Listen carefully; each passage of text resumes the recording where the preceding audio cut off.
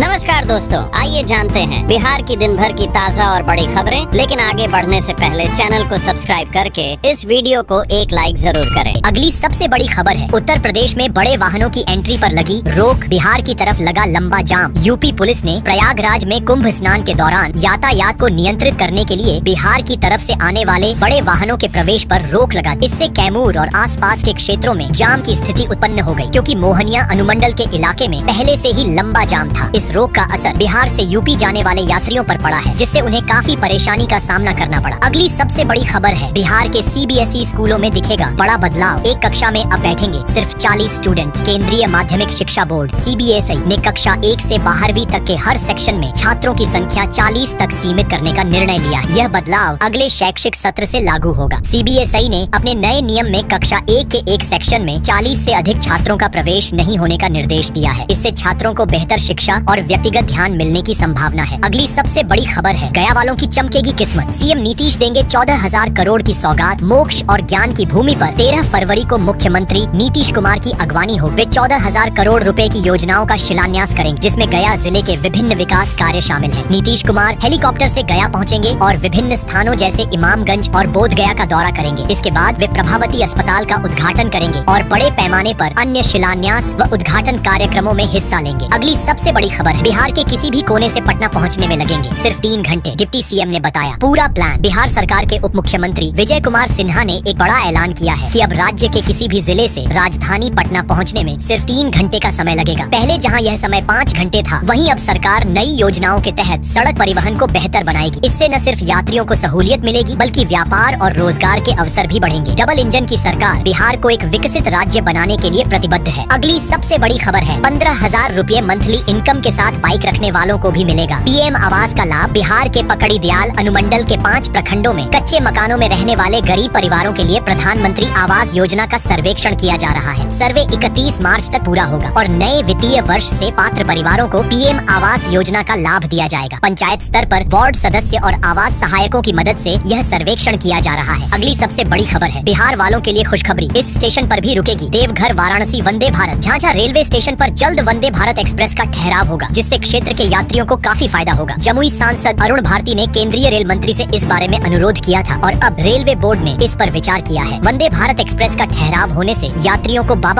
के दर्शन करने के लिए और अधिक सुविधाएं मिलेंगी। अगली सबसे बड़ी खबर है, नीट यूजी के लिए पटना सहित 35 शहरों में होगा परीक्षा केंद्र। एनटीए ने जारी की लिस्ट। एनटीए ने नीट यूजी परीक्षा के लिए केंद्रों की सूची जारी की है, जिसमें बिहार के पटना सहित 35 शहरों में परीक्षा केंद्र बनाए जाएंगे। यह परीक्षा 4 मई को आयोजित की जाएगी और इसके लिए आवेदन प्रक्रिया 7 मार्च तक खुली रहेगी। नीट यूजी के लिए बिहार के छात्रों को अब अपने शहर में ही परीक्षा देने का अवसर मिलेगा, जिससे उन्हें यात्रा में समय और खर्च की बचत होगी। अगली सबसे बड़ी खबर है, बीएड डिग्री वाले शिक्षकों के लिए बड़ी खबर। 6 महीने का नया कोर्स लागू। बिहार राज्य के प्राथमिक स्कूलों में बीएड योग्यताधारी शिक्षकों के लिए विभाग ने एक नया संवर्धन कोर्स लागू किया है, जो 6 महीने का होगा। इस कोर्स को लागू करने के लिए सभी जिलों से इन शिक्षकों की जानकारी मांगी गई है। पटना उच्च न्यायालय के आदेश के बाद विभाग ने बीएड योग्यताधारी शिक्षकों को इस कोर्स में सम्मिलित करने का निर्णय लिया है। कोर्ट ने पहले 2019 में इस पर आदेश दिया था, लेकिन अब तक कोई पहल नहीं की गई, जिसके बाद न्यायालय ने संबंधित अधिकारियों के खिलाफ अवमानना कार्रवाई की। अगली सबसे बड़ी खबर है, मिनटों में तय होगा दीघा से दीदारगंज का सफर। इस महीने से सड़कों पर दौड़ेंगी गाड़ियां। उप मुख्यमंत्री विजय कुमार सिन्हा ने बताया कि दीघा से दीदारगंज तक बनने वाला जेपी गंगा पथ अगले महीने तक पूरा हो जाएगा। इससे पटना के पूर्वी और पश्चिमी हिस्सों के बीच यात्रा करना काफी आसान हो जाएगा। मुख्यमंत्री नीतीश कुमार के आगामी प्रगति यात्रा के तहत बक्सर में भी बड़े विकास कार्यों की योजना है, जिसमें 13 करोड़ रुपए की लागत से पर्यटन विभाग द्वारा पर्यटन सुविधाओं का निर्माण किया जाएगा, जिसकी संभावना है कि मुख्यमंत्री इसका शिलान्यास करेंगे। अगली सबसे बड़ी खबर है, मुजफ्फरपुर में बनेगा नया प्रखंड। 14 पंचायतों पर पड़ेगा असर। मुजफ्फरपुर जिले के मनियारी क्षेत्र को नया प्रखंड बनाने की प्रक्रिया शुरू हो गई है। पंचायती राज मंत्री केदार प्रसाद गुप्ता के प्रस्ताव के आधार पर ग्रामीण विकास विभाग ने इस बारे में विस्तृत प्रस्ताव मांगा है। मनियारी को प्रखंड बनाए जाने की यह मांग काफी समय से चल रही थी और अब इस पर कार्य शुरू हो गया है। मुख्यमंत्री नीतीश कुमार से भी इस पर चर्चा की गई थी और अब इसे धीरे धीरे साकार किया जा रहा है। अगली सबसे बड़ी खबर है, दानापुर में अचानक क्यों चला बुलडोजर। बुलडोजर अधिकारियों को देखते ही मच गया हड़कंप। पटना जिले के दानापुर में नगर परिषद द्वारा अतिक्रमण हटाने का अभियान चलाया गया। सगुना मोड़ से खगौल रोड तक अतिक्रमण हटाने के दौरान नगर परिषद के बुलडोजर ने एकाएक कार्यवाही शुरू कर दी। यह कार्यवाही अधिकारियों के नेतृत्व में की गई, जिसमें अतिक्रमण करने वाले लोगों से जुर्माना भी वसूला गया। नगर परिषद के अधिकारियों ने कहा कि इस अभियान को निरंतर चलाया जाएगा और भविष्य में भी इस तरह की कार्रवाई की जाएगी। अगली सबसे बड़ी खबर है, भारत नेपाल सीमांकन की गड़बड़ी दूर करने के लिए होगा सर्वे, फिर से लगाए जाएंगे बॉर्डर पिलर। बिहार में भारत नेपाल सीमा पर कुछ गड़बड़ियां सामने आई हैं, जिन्हें सुधारने के लिए सर्वे किया जाएगा। कई बॉर्डर पिलर गायब हो गए हैं, जिन्हें फिर से स्थापित किया जाएगा। इसके अलावा नो मेंस लैंड में अतिक्रमण पर भी कार्रवाई की जाएगी। बिहार नेपाल सीमा लगभग 633 किलोमीटर लंबी है और इसकी सुरक्षा के लिए हाल ही में उच्च अधिकारियों की एक बैठक भी हुई थी। अगली सबसे बड़ी खबर है, मधुबनी और समस्तीपुर स्टेशन पर मचा हंगामा। महाकुंभ जा रहे यात्रियों ने स्वतंत्रता सेनानी एक्सप्रेस के एसी कोच में की तोड़फोड़। जयनगर से प्रयागराज जाने वाली स्वतंत्रता सेनानी सुपरफास्ट एक्सप्रेस में मधुबनी रेलवे स्टेशन पर यात्रियों ने काफी हंगामा किया। ट्रेन में भीड़ अधिक थी, जिससे कई यात्री चढ़ने में असफल रहे और आक्रोशित होकर ट्रेन को रोक दिया। इस हंगामे के दौरान ट्रेन के एसी कोच में तोड़फोड़ भी की गई। पुलिस को मौके पर बुलाया गया और सख्ती से यात्रियों को हटाया गया। अगली सबसे बड़ी खबर है, MIT में बिल्डिंग और इंडस्ट्रियल ऑटोमेशन की पढ़ाई शुरू, बढ़ेंगे नौकरी के अवसर। Muzaffarpur institute of technology MIT ने सेंटर ऑफ एक्सीलेंस प्रोग्राम के तहत बिल्डिंग और इंडस्ट्रियल ऑटोमेशन से जुड़े 2 नए कोर्स शुरू किए हैं। ये कोर्स विशेष रूप से बिहार में ही MIT में चलाए जा रहे हैं और राष्ट्रीय स्किल डेवलपमेंट मिशन के तहत प्रमाण पत्र प्रदान किए जाएंगे। इन कोर्स से छात्रों को नए रोजगार के अवसर मिलेंगे और यह बिहार में कौशल विकास को बढ़ावा देगा। अगली सबसे बड़ी खबर है, बिहार का लड़का हो और राजनीति का सवाल न हो, ऐसा हो ही नहीं सकता। परीक्षा पे चर्चा में बोले PM मोदी। प्रधानमंत्री नरेंद्र मोदी ने परीक्षा पे चर्चा के दौरान बिहार के गया जिले के 11वीं के छात्र विराज कुमार से बातचीत की। विराज कुमार ने प्रधानमंत्री से लीडरशिप के बारे में पूछा तो PM मोदी ने हंसते हुए कहा कि बिहार का लड़का हो और राजनीति का सवाल न हो, ऐसा हो ही नहीं सकता। इस संवाद में PM मोदी ने छात्रों के लिए कुछ महत्वपूर्ण बातें भी साझा की, जो उनकी लीडरशिप क्षमता को बढ़ाने में मदद कर सकती हैं। अगली सबसे बड़ी खबर है, कॉर्पोरेट लॉबी के लिए नया राजनीतिक मॉडल ला रहे प्रशांत किशोर। JDU का PK परतंस, जदयू के प्रवक्ता और विधान परिषद सदस्य नीरज कुमार ने जन सुराज पार्टी के संरक्षक प्रशांत किशोर PK पर निशाना साधते हुए कहा कि वह कॉर्पोरेट लॉबी के लिए नया राजनीतिक मॉडल ला रहे हैं। नीरज कुमार ने यह आरोप लगाया कि जन सुराज को एक NGO के माध्यम से आर्थिक सहायता मिल रही है, जिसे कॉर्पोरेट घराने से चंदा मिलता है। उन्होंने यह भी कहा कि PK को यह बताना चाहिए कि उनकी पार्टी को किससे और कितना धन मिल रहा है। साथ ही जन सुराज की पार्टी में बैनर और पोस्टरों पर राष्ट्रीय अध्यक्ष का नाम और तस्वीर नहीं दिखाई देती। अगली सबसे बड़ी खबर है, अब घर बैठे मिलेगा PM आवास का लाभ। ऑनलाइन दर्ज करें अपना नाम। प्रधानमंत्री आवास योजना PMAY के तहत अब लोग घर बैठे ही अपना नाम जोड़ सकते हैं। इसके लिए प्रखंडों में अभियान चलाया जा रहा है और लोग मोबाइल ऐप के माध्यम से अपना नाम आवास सूची में जोड़ सकते हैं। इस सुविधा के लिए लोग लिंक पर जाकर अपना पूरा विवरण दे सकते हैं। इस प्रक्रिया के तहत अब तक कई पंचायतों में सर्वे किया जा चुका है और नाम जोड़ने की प्रक्रिया जारी है। अगली सबसे बड़ी खबर है, बक्सर में चला बुलडोजर। प्रशासन की कार्रवाई से पूरे शहर में मचा हड़कंप। पटना बक्सर NH 922 के 4 लेन बनने के बाद गोलंबर चौक क्षेत्र में जाम की समस्या बढ़ गई थी। इस समस्या को हल करने के लिए नगर परिषद ने सड़क किनारे लगे अतिक्रमण को हटाने के लिए बुलडोजर चलाए। हालांकि इस कार्रवाई में प्रशासन का पक्षपात भी देखने को मिला, जिससे दुकानदारों में आक्रोश था। यह घटना पूरे शहर में चर्चा का विषय बन गई और स्थानीय लोग इस पर तीखी प्रतिक्रिया व्यक्त कर रहे हैं। अगली सबसे बड़ी खबर है, नीतीश सरकार का बड़ा फैसला। विशेष भूमि सर्वेक्षण में सिर्फ विवादित जमीन की होगी मापी। बिहार सरकार ने विशेष भूमि सर्वेक्षण का एक नया तरीका लागू किया है, जिसमें केवल विवादित जमीन की मापी की जाएगी। इसके लिए ETS मशीन का इस्तेमाल किया जाएगा, जो पहली बार इस सर्वेक्षण में उपयोग की जा रही है। यह तकनीक भूमि विवादों को हल करने में मदद करेगी और इसमें कई विशेषज्ञ और कर्मचारी जुड़ेंगे, जो सुनिश्चित करेंगे कि सर्वेक्षण में कोई समस्या न हो। अगली सबसे बड़ी खबर है, मानदेय बढ़ने के बाद शिक्षकों को प्रति क्लास 1000 रुपए के स्थान पर 1500 रुपए मानदेय मिलेंगे। राज्य सरकार ने सरकारी फार्मेसी कॉलेजों और संस्थानों में अतिथि शिक्षकों के मानदेय में वृद्धि की है। अब शिक्षकों को प्रति क्लास 1000 रुपए के बजाय 1500 रुपए का मानदेय मिलेगा। यह निर्णय राज्य सरकार के विकसित बिहार निश्चय के तहत लिया गया है, जिसका उद्देश्य तकनीकी शिक्षा को बढ़ावा देना और युवाओं को रोजगार के अधिक अवसर प्रदान करना है।